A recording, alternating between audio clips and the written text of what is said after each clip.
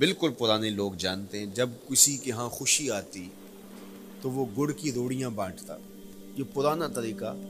پھر اس کے بعد پتاشے بانٹنا شروع ہو گئے لوگ، پھر اس کے بعد وہ شکر پارے آ گئے، اس کے بعد پھر لڈو آ گئے، پھر موتی چور، اور پھر نہ جانے کیا کیا۔ لیکن روح ایک ہی ہے۔ جو گڑ بانٹنے سے مسرت کا اظہار تھا، وہی آج جدید جو ہمارے پاس مٹھائی کی اقسام ہیں ان کو بانٹنے سے بھی وہی مقصود ہے۔ کسی زمانے میں کسی کہ ہاں بیٹا ہوتا تو وہ گھر کے دروازے پہ پتے باندھ دیا کرتے تھے۔ یہ اس دور کی جھنڈیاں تھیں، اظہار کے لیے کس گھر میں خوشی آئی ہے۔ تو آج کے دور میں تو ہمیں پتے باندھے ہوئے نہیں ملتے۔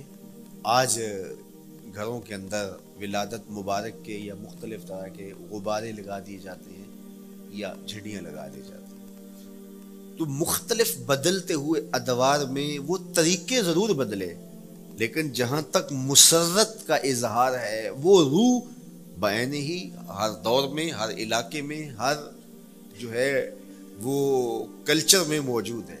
کسی بھی خوشی پہ مسرت کا اظہار، مسرت اور سرور اور کیفیت کا اظہار، یہ انسانی زندگی ہے۔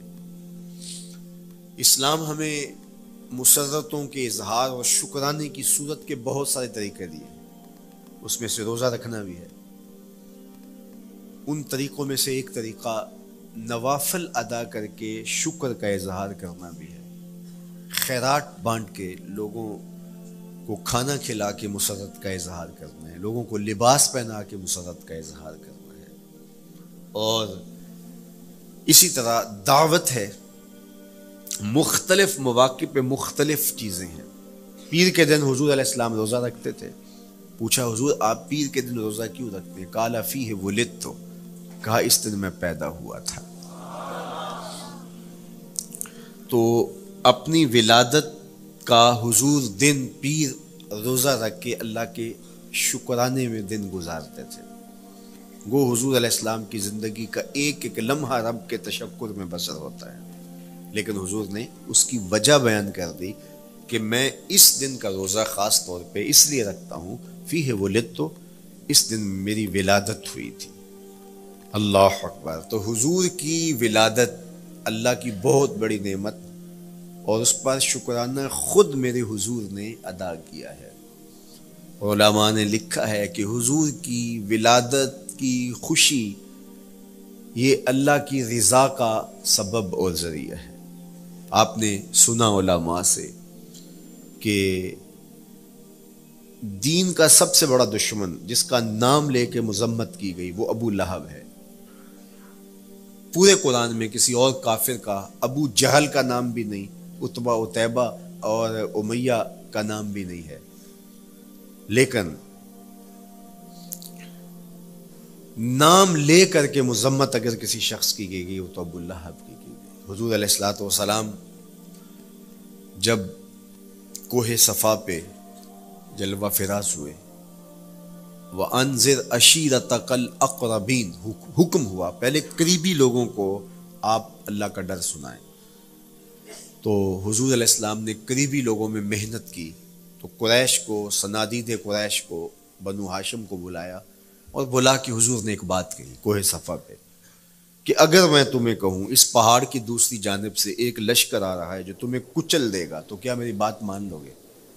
تو انہوں نے کہا اگر نظر نہ بھی آیا تو ہم کہیں گے ہم انتے ہیں، آپ سچے ہو، ہماری نظروں کو پھیر لگ رہا ہے، آپ جھوٹ نہیں بول سکتے، ہم نے 40 سال آپ کے شب و روز دیکھے تو کیسے ہم یہ گمان کر رہے ہیں؟ تو حضور نے فرمایا اگر میری ذات پہ اتنا یقین ہے تو مان لو اللہ ایک ہے۔ تو ابو لہب سب سے پہلے بولا تبا لک ھنالک سائر الیوم الہذا جمعتنا، معاذ اللہ، کہ آپ کا معاذ اللہ ہاتھ ٹوٹ جائے، آپ نے اس لیے ہمیں جمع کیا تھا؟ تو اللہ تعالیٰ جل شانہ نے اس کا جواب دیتے ہوئے ارشاد فرمایا تبت یدا ابی لہب وتب، ظالم تیرے دونوں ٹوٹ جائیں، ظالم تیرے دونوں ٹوٹ جائیں۔ تو ابو لہب کا نام لے کے مذمت کی گئی، لیکن یہ بدترین کافر جب حضور کی ولادت ہوتی ہے تو اس کی لونڈی سویبہ اس کو جا کے خبر دیتی ہے کہ تیرے مرحوم بھائی کے گھر بیٹا پیدا ہوا ہے۔ تو یہ بہت خوش ہو گیا، اس لیے نہیں کہ نبی تشریف لائے ہیں، اس لیے کہ میرے مرحوم بھائی کے گھر میں چراغاں ہوا۔ تو بھتیجا ہونے کے ناطے اس کو ایک سرشاری اور خوشی ہوئی، اور لونڈی کے خبر دینے پر اس نے اشارے سے اس کو کہا جا تو آزاد ہے۔ اللہ اکبر۔ یہاں سے یہ بھی سمجھیں کہ حضور نے صحن کائنات میں قدم رکھا، غلاموں کو آزادی ملنے لگی، غلامی کی زنجیریں ٹوٹنے لگی۔ تو سویبہ کو کہا جا تو آزاد ہے۔ خیر ابو لہب کی ساری زندگی آپ کو پتہ ہے، لیکن جب مر گیا تو حضرت عباس رضی اللہ تعالیٰ عنہ کو خواب میں ملا۔ انہوں نے کہا سنا کیسی بیت رہی ہے؟ اس نے کہا سخت مشکل میں ہوں، ڈاڑھی تکلیف ہے، حضور کی مخالفت بڑی مہنگی پڑی، لیکن اتنا ہے کہ جب پیر کا دن آتا ہے، جس انگلی سے اشارہ کر کے لونڈی کو آزاد کیا تھا اس سے ٹھنڈا اور میٹھا مشروب بھی ملتا ہے اور عذاب میں بھی کچھ کمی ہوتی ہے۔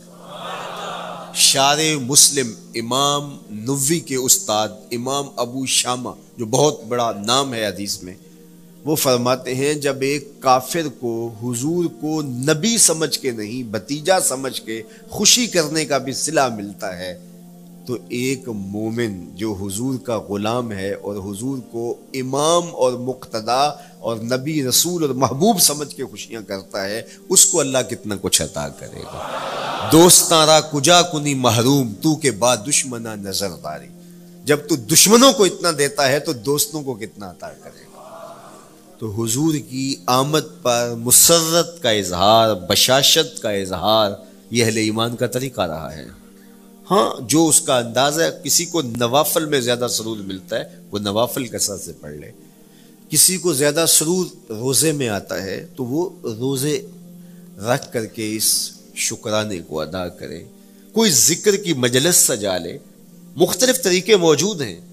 حضور علیہ السلام تشریف لائے، صحابہ بیٹھے ہوئے تھے، صحیح مسلم میں روایت ہے، سنن نسائی میں ہے اور بھی کتب حدیث میں، محفل بپا تھی، تو حضور نے آ کہا ما اجلسکم، کیوں بیٹھے ہوئے ہو؟ تو جو انہوں نے جواب دیا وہ سنیے، جلسنا نذکر اللہ ونحمدہ علی ما ہدانا لدینہ ومن علینا بکا۔ حضور ہمارے بیٹھنے کا مقصود یہ ہے کہ ہم اللہ کا شکر ادا کر رہے ہیں اس بات پر کہ اس نے ہمیں ہدایت دین عطا کی، ومن علینا بکا، اور آپ کی صورت میں ہمارے اوپر احسان کیا، ہمیں آپ عطا ہوئے، اس پر اللہ کا شکر ادا کرنے کی مجلس سجائے بیٹھے۔ اب بات تو سادہ سی تھی، لیکن میرے حضور نے ان سے کہا کیا تم اس بات پہ قسم دے سکتے ہو کہ اسی لیے بیٹھے ہو؟ تو انہوں نے کہا جی ہم قسم دیتے ہیں، ہم اسی لیے بیٹھے، فرمایا اٹھاؤ قسم۔ تو صحابہ نے باقاعدہ قسم دی، ہم قسم اٹھاتے ہیں، ہمارے بیٹھنے کا مقصد یہ ہے کہ اللہ کا شکر ادا کر رہے ہیں اور آپ کی صورت میں جو انعام خداوندی ملا ہے اس پر اللہ تعالیٰ کا شکریہ ادا کر رہے ہیں۔ حضور نے باقاعدہ ان سے قسم لی اور انہوں نے باقاعدہ قسم دی۔ اب صحابہ کو حیرت تو تھی کہ یہ موقع قسم کا تو نہیں تھا، لیکن حضور نے قسم لی ہے، کیوں؟ حیرت و استعجاب کی کیفیت تھی۔ حضور علیہ السلام نے فرمایا صحابہ میں تم سے جو ابھی قسم لی ہے یہ کسی تہمت کی بنیاد پر نہیں لی، یعنی تمہارے قول کی صداقت میں مجھے کوئی شک نہیں تھا کہ میں نے قسم سے تصدیق کی ہو، بلکہ اس کا سبب اور تھا۔ بعض اوقات قسم اس لیے کی جاتی ہے کہ کسی متردد ذہن کو مطمئن کرنا ہوتا ہے، اور بعض اوقات قسم واقعہ کی اہمیت کو بڑھانے کے لیے کی جاتی ہے۔ کوئی بندہ کہہ رہا ہے کہ جناب فلاں صاحب آ رہے ہیں ہمارے گھر میں، مہمان آ رہے ہیں، تو گھر کے اچھا کہتا ہاں قسم اللہ کی، تو اس کا یہ مطلب نہیں کہ اس کے شک ہوتا ہے، اس کی خوشی اور اس کی مسرت کے اظہار کو بڑھانے کے لیے وہ کہتا ہے کہ ہمارے گھر کے اندر آج فلاں آ رہا ہے، تو وہ کہتا اچھا کہتا ہاں ہاں قسم اللہ کی وہ آ رہا ہے۔ تو یہ متردد کا شک دور کرنے کے لیے قسم نہیں ہے، یہ بلکہ اس کی خوشی اور سرشاری کو پختہ کرنے کے لیے ہے۔ تو عربوں میں قسم مختلف وجہ سے کی جاتی تھی، تو حضور نے فرمایا یہ جو میں نے تم سے قسم لی ہے یہ کسی تہمت کی بنیاد پہ نہیں لی، بلکہ اس قسم کا سبب کیا ہے سنو۔ پھر حضور نے خود بتایا، فرمایا تم یہاں بیٹھے تھے، میں حجرے میں بیٹھا تھا، اتانی جبریل علیہ السلام، میرے پاس جبریل امین حاضر خدمت ہوئے، فاخبرنی ان اللہ یباہی بکم الملائکہ، تو مجھے انہوں نے خبر دی ہے۔ محبوب ذرا باہر تو نکل کے دیکھو، صحابہ تمہارے اس عمل پر اللہ فرشتوں میں ناز کر رہا ہے، اللہ فرشتوں میں فخر کر رہا ہے کہ دیکھو میں نے ان کو نعمت دی، کتنے قدردان نکلے، اس نعمت کا شکرانہ ادا کر رہے ہیں۔ اور آج اگر ہم اپنے گھر میں بیٹھ کے، اپنی مسجد میں بیٹھ کے حضور کی صورت میں انعام خداوندی کا شکریہ ادا کرتے ہیں تو اللہ کی رحمتوں سے بعید نہیں کہ اللہ فرشتوں سے کہے دیکھو صدیاں بیت گئیں، یہ آج بھی شکرانہ ادا کر رہے ہیں، اور یہ بات میری اور آپ کی بخشش کی ضمانت قرار پائے۔ تو حضور کی صورت میں جو انعام ہوا، حضرت حسان بن ثابت اکثر کہا کرتے تھے منا علینا ربنا ام بعث فینا محمدا، ہمارے رب نے ہمارے اوپر احسان کر دیا ہے کہ محمد عربی عطا کر دیے۔ ساری زندگی سجدے میں سر رکھ کے شکر ادا کرتے رہیں، حق کے شکر پھر بھی ادا نہ ہو۔ میں تو کہا کرتا ہوں ہمارے بدن پہ اتنے بال نہیں ہیں جتنے رسول اللہ کے احسانات ہیں، ہمارے